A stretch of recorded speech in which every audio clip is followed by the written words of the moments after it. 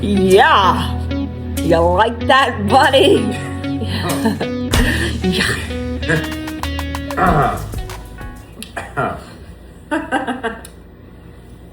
Let's go next. Absolutely. Welcome back to Filling in the Blanks. I'm Brittany. And I'm Michael.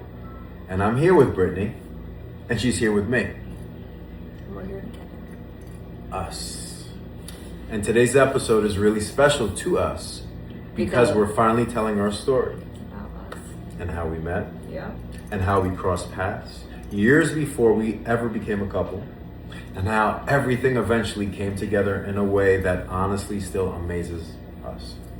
And our story took years, different states, and a lot of timing.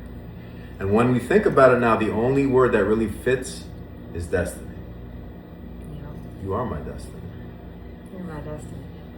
It's mutual. Yeah. So, we're going to start from the beginning and walk you through the entire story and let everything unfold. So, let's fill in the blanks. Let's do it. All right, we have some like talking points here. The paper thing, I already told you guys all about that. But we got our brains and our hearts most importantly, baby. Yep. Go for it. So let's see here. What do we have? The MySpace era. All right. Shout out to Tom. I see you. And yes, we're aging ourselves. Millennials. Represent. All right. So let's see. It was either 2004, 2005. I'm not exactly sure of the year, but I was following this amazing singer. Absolutely loved her. Still my favorite to this day. And it turned out to be his mother. Shout out to my mama. How you doing, mama? And I had no idea who I was following. He didn't even like exist to me, like nothing. I never came across him or anything yet. So it was just his mom, MySpace, all the stuff that I was doing, all that stuff. And I actually didn't find out about his mother until we were married. And it was the first night that I actually met his parents. And we're sitting at dinner and I'm just like, kind of like grilling her because I'm like, why does she look familiar? And then yes, I've seen pictures of her and stuff, but it didn't really click until there was like silence. He's talking to his parents and I'm really sitting there just like, man, she looks familiar. And Michael looks over at me. He's like, everything okay? What's wrong? I said, I'll talk to you later. So we get home and I try to sign on MySpace and it lets me in. So I walk over with my phone and I go, is this your mother? And he goes, you were following my mother on MySpace? I was like, I've been following her since like 2005. He's like, are you serious? And yeah, She was in her top 8. That's amazing. Yeah, but like I still cannot believe that. Like that is just unreal to me. And now she's my mother-in-law, literally. And she is a great singer, a musician, an artist, and that I suppose is what is mostly impressive about this, because it was music that really brought us together from afar. You see, she was Maryland-based, I was New York-based, and it was a little karaoke site online called Sing Shop. Yeah. And she found me apparently first. I didn't know of her existence. And he actually was on there and he was singing Home. Mm-hmm. And I seen the little icon and I was like, ooh, okay. I was like, so I clicked on him because I was like, he's cute. Thumbnail was looking all right, I suppose. Yeah, he's cute. And so I clicked on him. Always interested to hear people saying they're good, whatever. And let me tell you, the man can sing. So I left a comment. I was very friendly, very appropriate with what I was saying. Nothing flirty or whatever. And yeah, just expressed how great of a singer he was. Well, she's telling the truth. She was very wholesome. I actually thought she was like the girl next door when she wrote to me. came to find out otherwise. And I'm not saying that in a negative way whatsoever. It just, she was so cookie cutter in my own interpretation on this online site way back when in 2006. And I mean, anyway, so Sing Shot is where she met me, but I met her on what it revamped itself to become, because Sing Shot eventually died out and became Sing Snap. Yes. And it was, again, this karaoke online site, and it was just an outlet for me at the time, to express myself musically. And I suppose it was the same thing for you. Yeah. So I was singing, and I was very, very shy when it came to music and stuff like that. But I would do a lot of recordings and put them on private because I really didn't want people to hear and stuff like that. But then I was just scrolling, listening to somebody someday, and I came across that same little icon with that picture. And of course, my eyes got all big, and I'm like, are you serious right now? I was like, I'm pretty sure that is the same guy. It was me. Yeah, it was you. Restricted 24/7. That was my username. Yeah. And I simply just felt a little restricted 24/7 at the time in my life. And again, this was an outlet for me. It was a way for me to express myself in a way that filled my passions and fulfilled me as a hobby, and it just fed my soul. And I'm just gonna add, for those of you who know what Sing Snap is and you're on there and stuff like that, go check them out. The songs are still there. I don't have anything impressive. I'm just Brittany 65230. There's nothing fancy about my name. Look, I'll tell the truth. It wasn't me being self-absorbed, but it was me just simply using that site as, again, a tool, a mechanism of expression.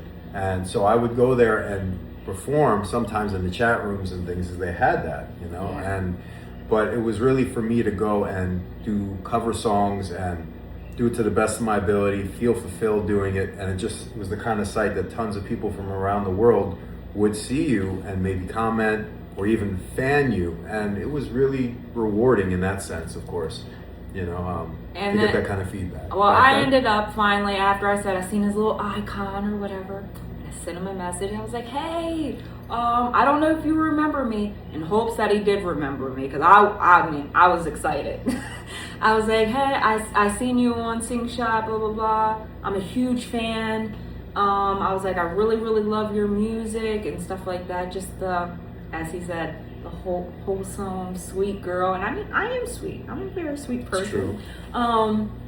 And then we literally just started, we would message back and forth just a little bit, nothing serious or whatever, but I would see him a lot, as he was talking about, on those chats, like the online chats where you could sing live. Now, I would always make sure I listen and stuff like that. They would always say, Brittany, are you gonna get in the line? Are you gonna sing? I'm like, nope, not happening. I refused to sing while this man was in the chat room. Don't ask me why. I don't know. He intimidated me. I don't know what he did, but I was not singing in front of him. No, I couldn't do it. So the minute he left, I got in line to start singing.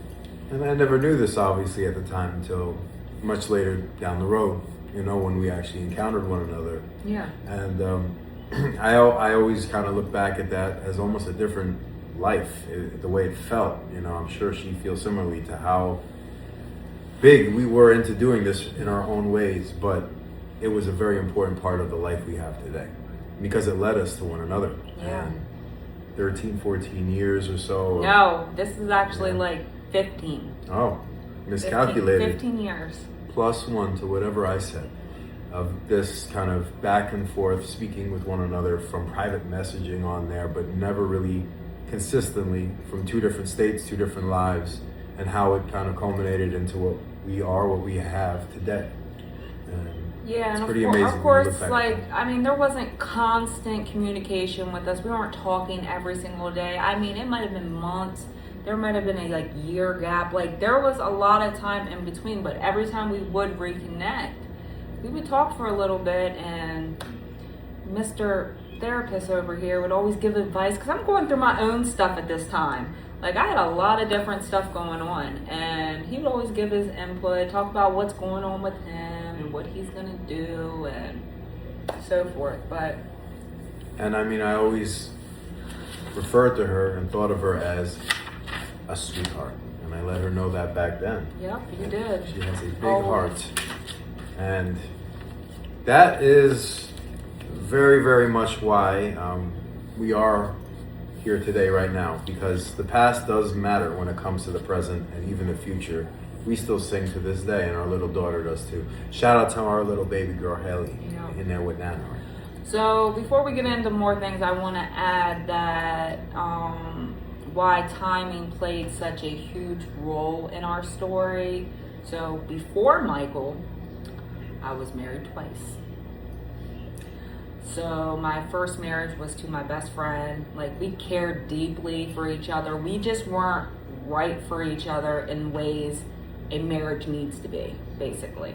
But I mean, we're still best friends. We're still really close with the family. It's absolutely amazing because even Michael is friends, and like it's not even friendship, it's family. We all care about each other, our little daughter. It's a beautiful thing, and we're so blessed to have them in our lives still. So. And for the sake of anonymity, shout out to the family. Yes, we love you guys. They are family to us. So in my my second relationship, that was the rebound, and that was a complete disaster. It was sick. It really was. It was so unhealthy.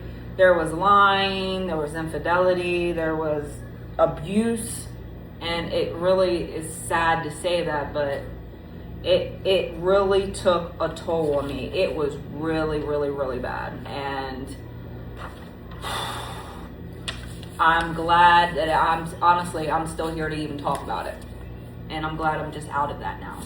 But I had to rebuild myself. I had to relearn my worth, and I had to understand what I deserved, because trust me, I was in a very, very bad place at that time, and I stayed longer than I thought I should have.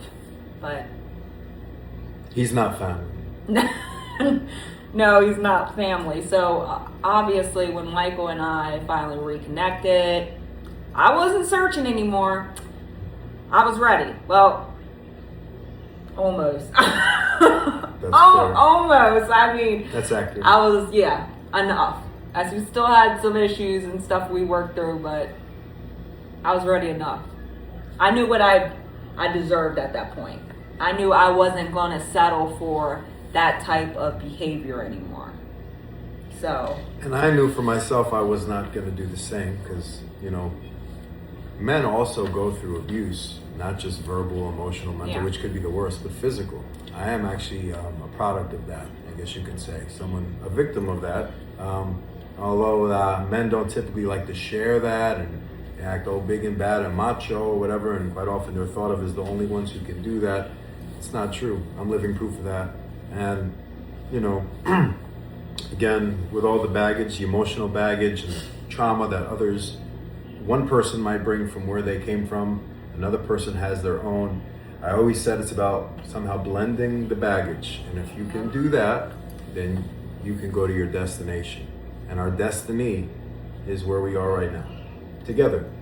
And didn't have to get a ticket for that for an airplane, but I did take a bus. If you want to get technical. But sometimes destiny isn't about finding the right person. It's about surviving the wrong one, so you recognize the right one when they appear. Couldn't agree more with that. Yeah. And ta-da! Here we are. We appeared. Ta-da! Yeah. And in order for us to have met the way we did, there was one other social media outlet that had to be involved, of course, because we're millennials. And that was Facebook. And I came across this one on Facebook just randomly. I was just scrolling down and, there she was. And it was like I was at a time in my life where it was very, very much down in the dumps. And when I saw her, I immediately knew who she was from her little thumbnail. And speaking of little, I knew it was her, and apparently I didn't know this information till later. She had lost a tremendous amount of weight as well, which kudos to you. Yeah, baby. I was like 375, and then when he seen me, I was probably down to like 180 something. So I lost a lot of weight.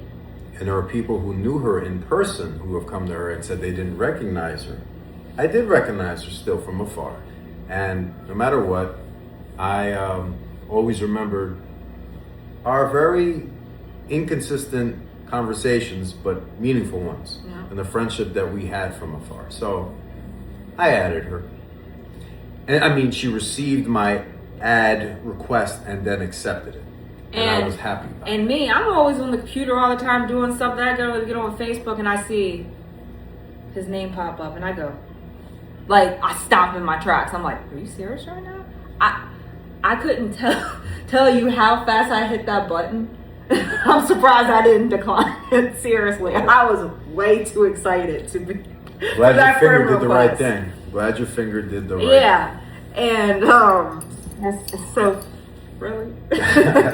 And and of course I get on his page and snooping, being very, very nosy, seeing what's going on with his life. He's with this girl and stuff like that. Everything's happy, and I'm genuinely happy for him because of course I want him to be happy. And we got a little girl. Yes, we do. I did it? Are you not singing? No, we're not singing. And I go up and I go out? Mm-hmm. Yeah. Let's go Knicks. Let's go Knicks. Nah, for real. Alright, sorry for the interruption. As I told you before, we're gonna have those, and our little girl came out and we had to take care of her. Parenting never stops. That's right. So where were we? I said, okay, I was being nosy on your Facebook page, looking, all that stuff. Oh, you're happy. I want you to be happy. Truly did. Checking out his pictures. Total hottie. The one thing that And she's I a was like- little misinformed about, though, and I'm sorry to cut you off, honey, was the happy part. Now, that's so sweet of her to have wanted me to be happy, thinking I was happy. But I wasn't. She didn't know. But that just shows how her heart was that big to even think that way of me or want that for me. Yeah. Back then. So, anyways, we still go about our lives, things in between or whatever. When we would comment on each other, like there would be a post or something, and we comment on each other's posts, little things like that. And then he started this thing, it was so silly, where he sent a GIF to my page. Is that what they're called, GIFs? Mm-hmm. Yeah. And he said, let's battle. I was ready for war. Okay, so we're having a GIF battle back and forth. So we would do this all the time, and I guess he always picked me because he knew I was going to play back. And I always did. But I also realized she had a really big sense of humor, and I didn't know that back on Sing Snap and the karaoke stuff.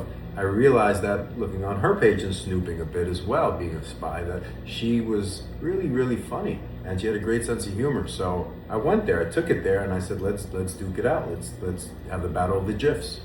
And this one, we used to had so many wars, but like on there, but there was this one, and it ended where so silly. I am going to bring it up, and you know I'm about to. So there was this GIF.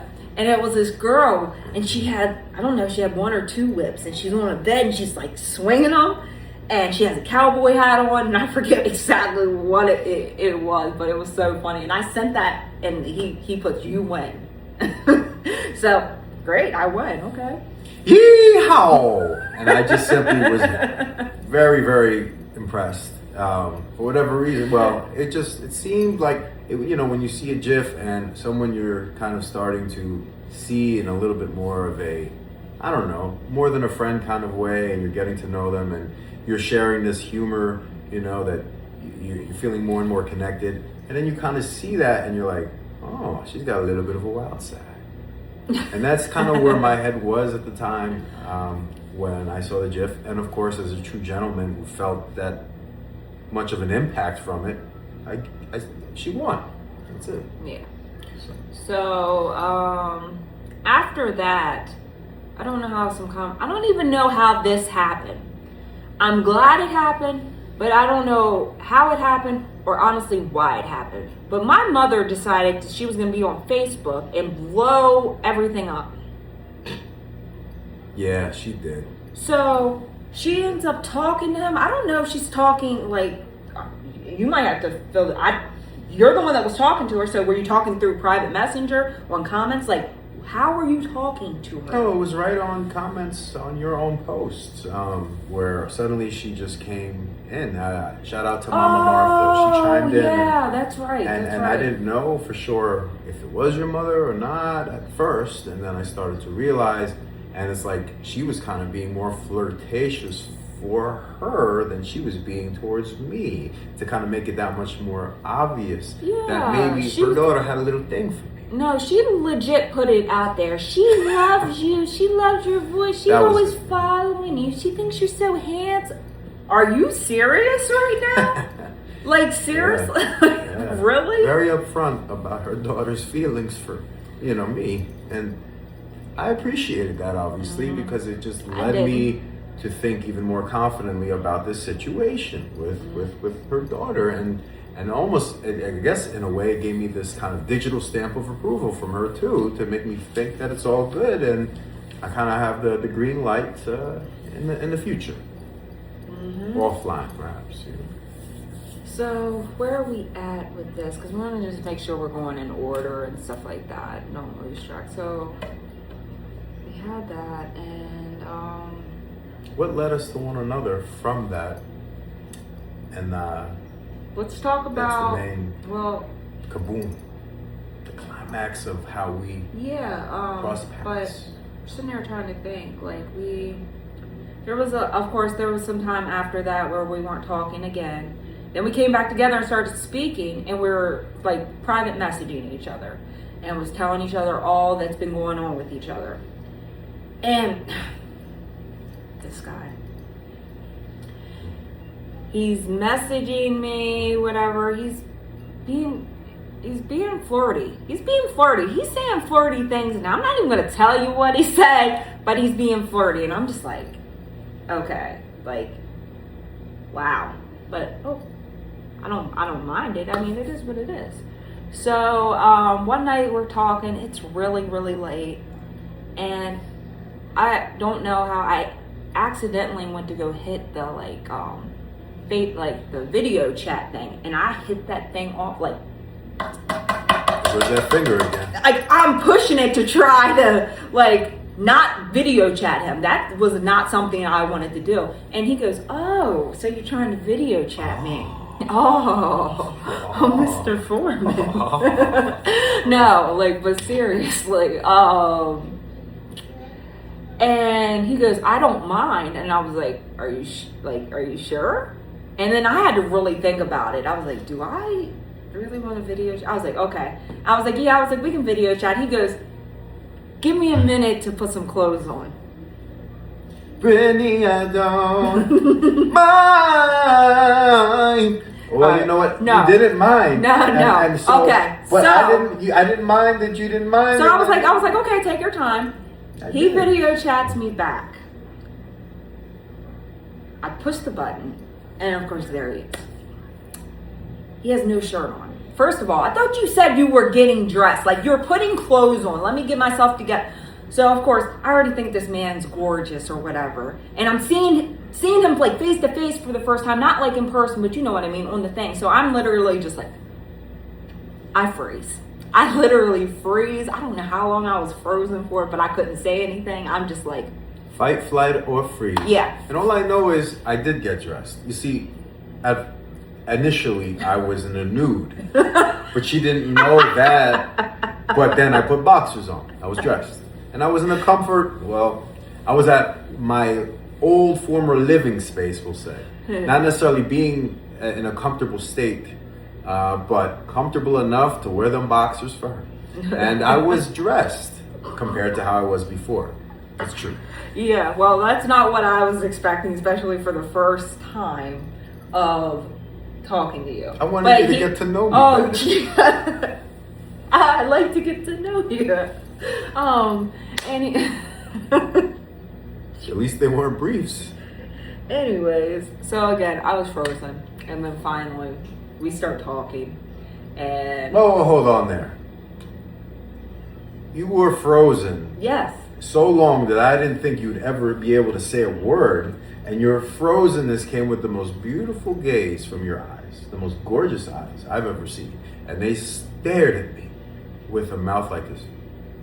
my mouth was not open. You were lying right now. No, the mouth. No, you were lying. Maybe it was I just a was little not high. like. A little bit. I Just a admit, little bit. I admit, I've already admitted that I was frozen. I was just like, but I wasn't like, Damn. no. I Whatever didn't it do was, any the of mouth was that. at least slightly open. I mean, it wasn't zipped shut. Like, you wouldn't even be able to breathe at that point. You were so frozen. I don't want you to suffocate. Oh my gosh. There What? was the suffocation Okay. again. But your mouth was just slightly open, Okay. enough where maybe some air could come out, go in. And all I know is it made me feel some type of way. And when I say that, I mean it made my heart stop a little bit. Now, I did not have a coronary from this. What it did was it stopped a little bit in a way that was a deeper feeling than just, oh, you know, she's really pretty and I like her personality. It was the fact that she looked at me in such a way that not just, oh, I feel great that it seems that I have attracted her to the point of being a statue. It actually made me feel a little bit of what she was feeling in a deeper way as well, that I was feeling, that was connecting back with her own feelings.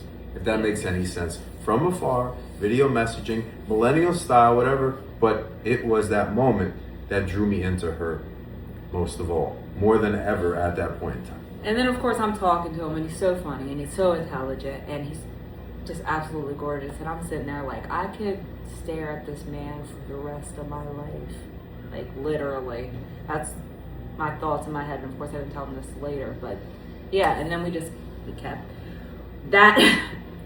We kept staring. No, we didn't keep staring. So, kept talking, and he was talking about, like, visiting and stuff like that, and long story short with that, literally that night I ended up getting a bus ticket bought and getting him to come see me like the very next day.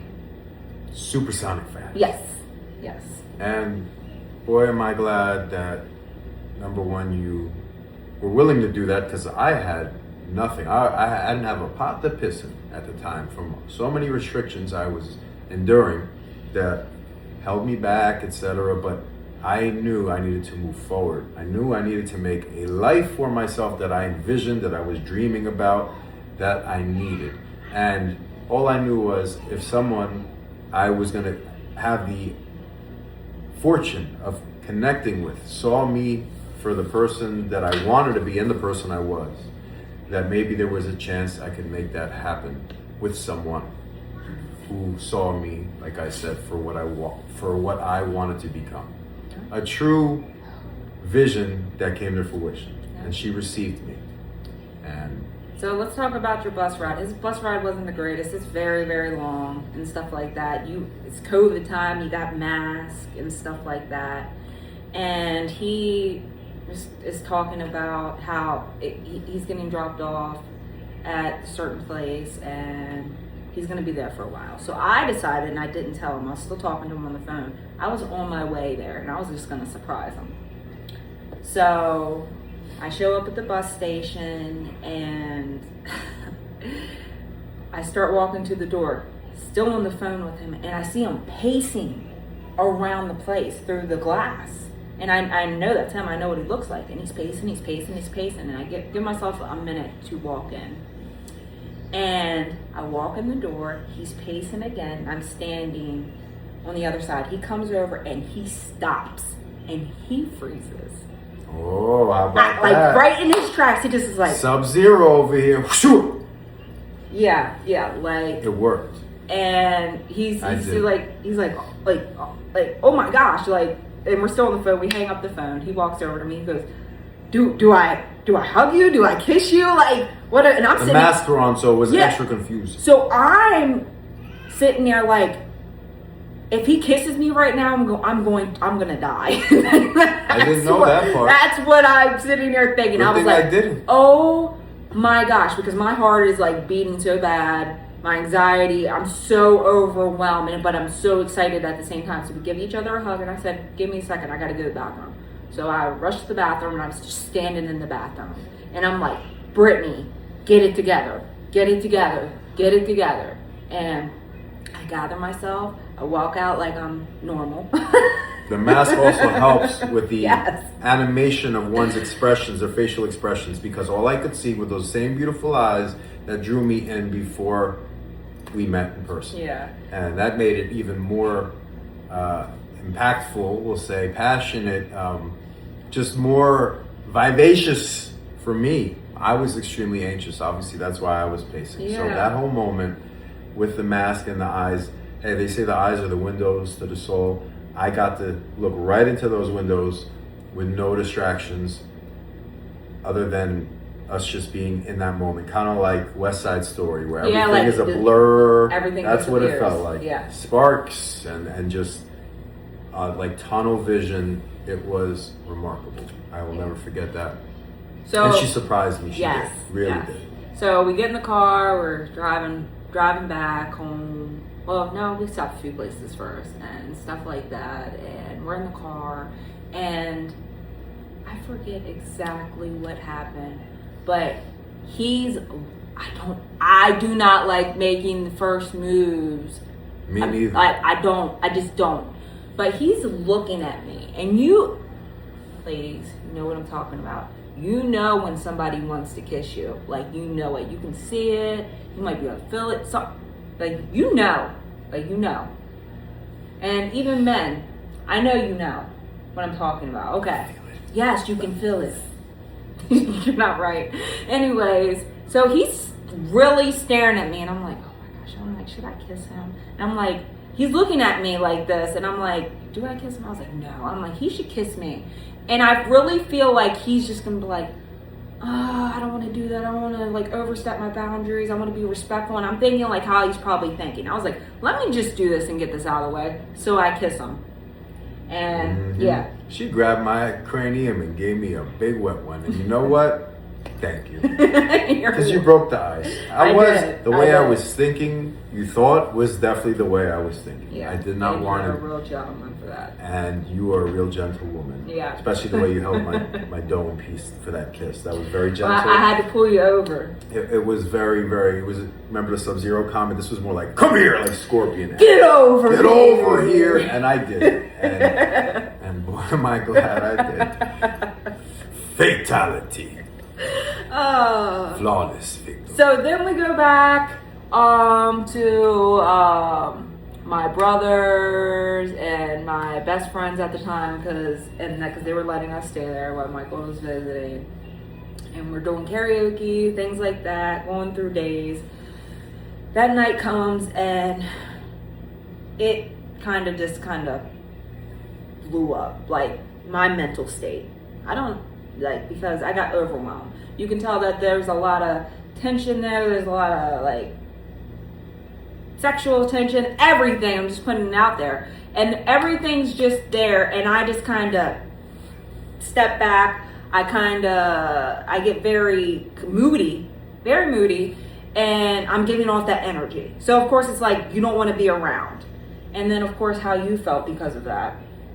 Well, I was thrown for a loop because it's not like I hadn't dealt with that kind of whirlwind of confusion before from someone who has been through things that would make them feel that way. Yeah. Of course, I'm always very attuned to people empathically and how they might feel without knowing the details, particularly when it came to women.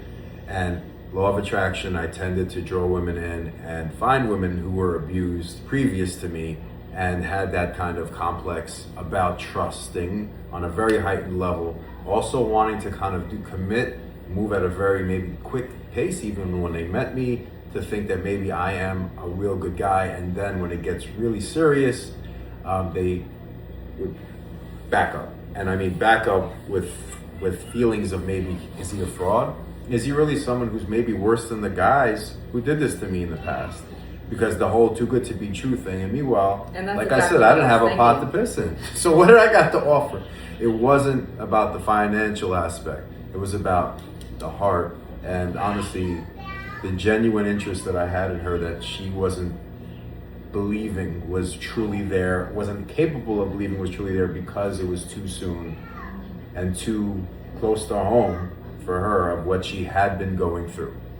And so it was hard to endure that with her, for myself, etc. But breaking down the wall was my main mission, but making her understand that I was breaking down the wall not to hurt her, but not only to even help her, but to connect with her and see where we would go, perhaps, as I was taking a leap of faith myself. Yeah, so the next day, of course, we end up going to sleep, and of course, it didn't end on it wasn't a great night. We wake up and we're talking about everything. We're going through everything that happens, and we're talking inside and stuff like that. And of course, I'm apologizing for this stuff, and I'm not trying to freak the man out, but I've been through a lot. I've been hurt, and yeah, you've been great for however long and stuff like that. You've been great now, but I was scared. I was so scared of just getting my heart just ripped out of my chest again. So I didn't want that. So, but and I really didn't mean to put that on you because it wasn't fair, but we got through it.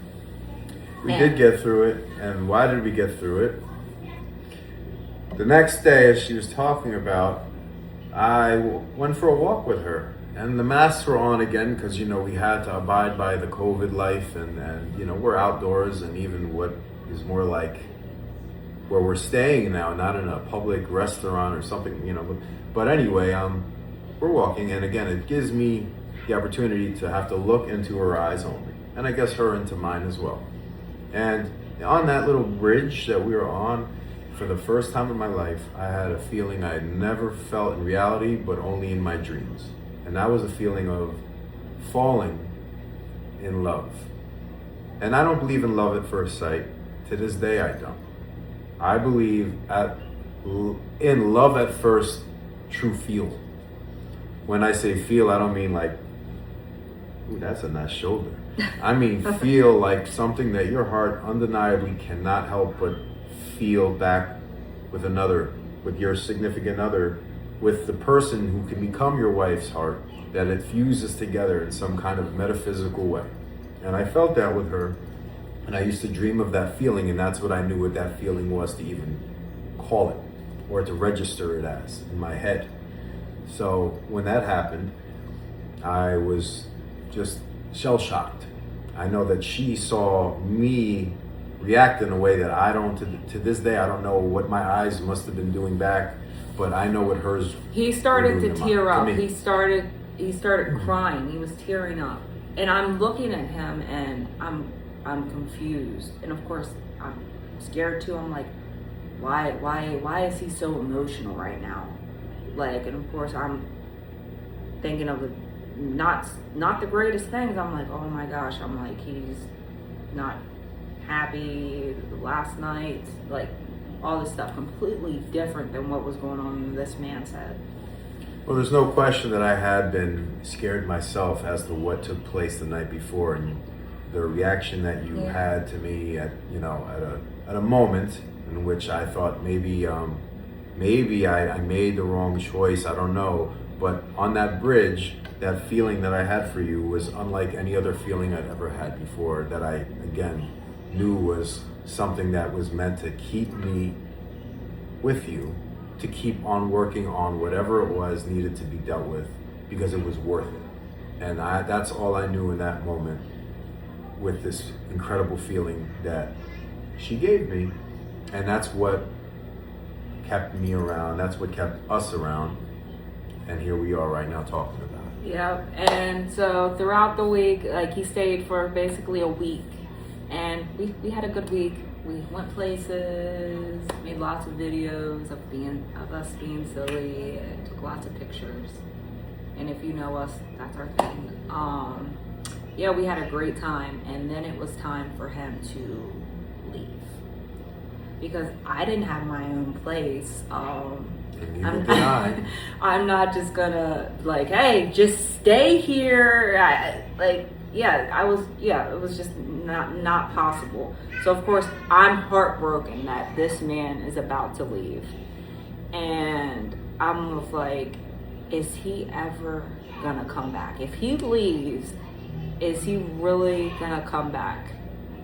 And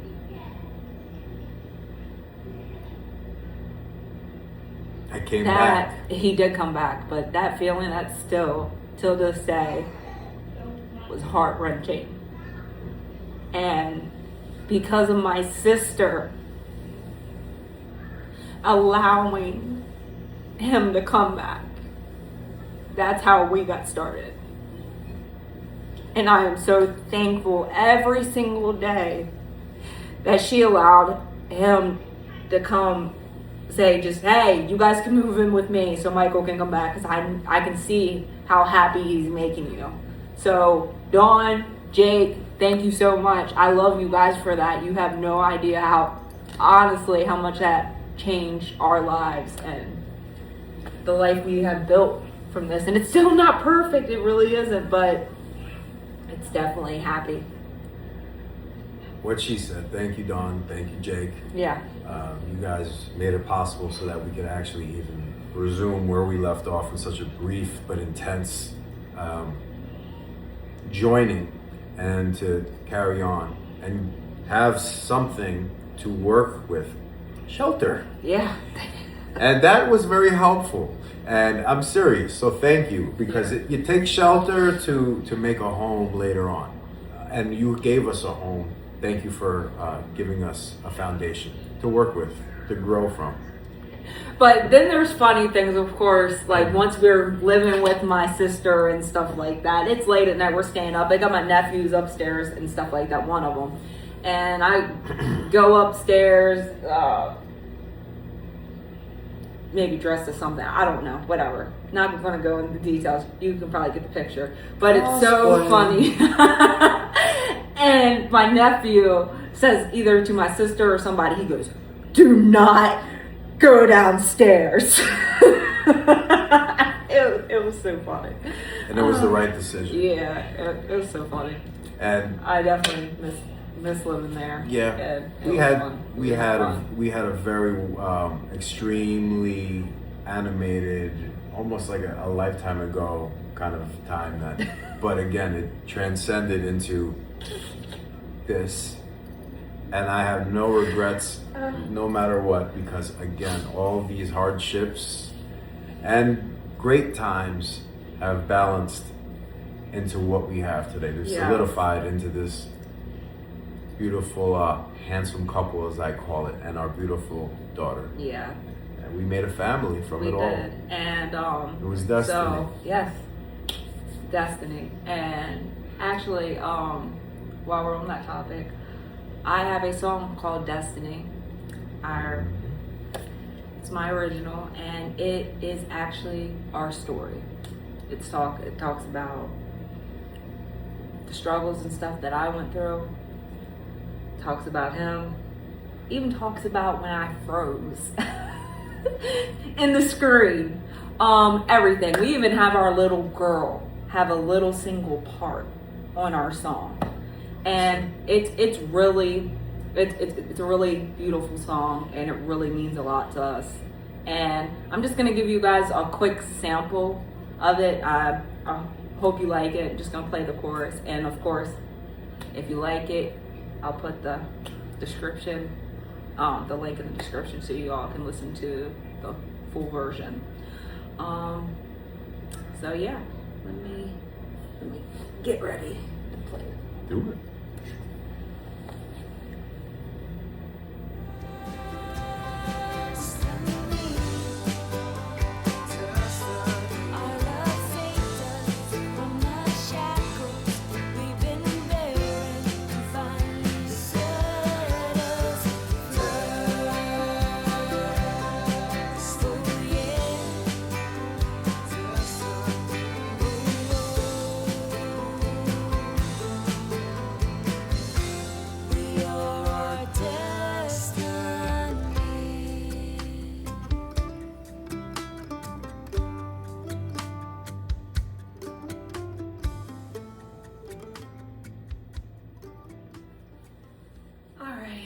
hope you guys enjoyed that.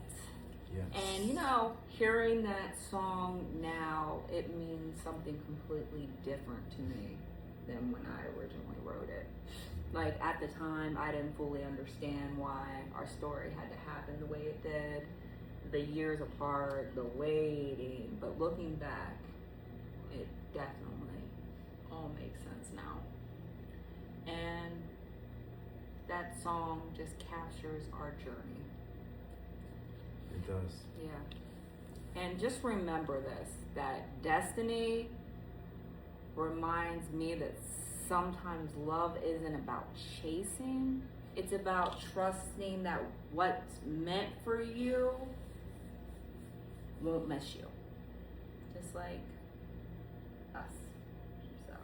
All I know is I did miss you whenever I was not with you. So I'm glad we didn't miss this permanently.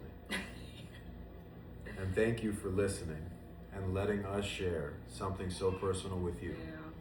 Because our story is a reminder that timing matters and that what's meant for you will always find its way to you. Yep, absolutely. And you know what we're going to say. If you enjoyed this episode, like, subscribe, and share. Again, I'm Brittany. And I'm Michael. And this is Filling in the Blanks.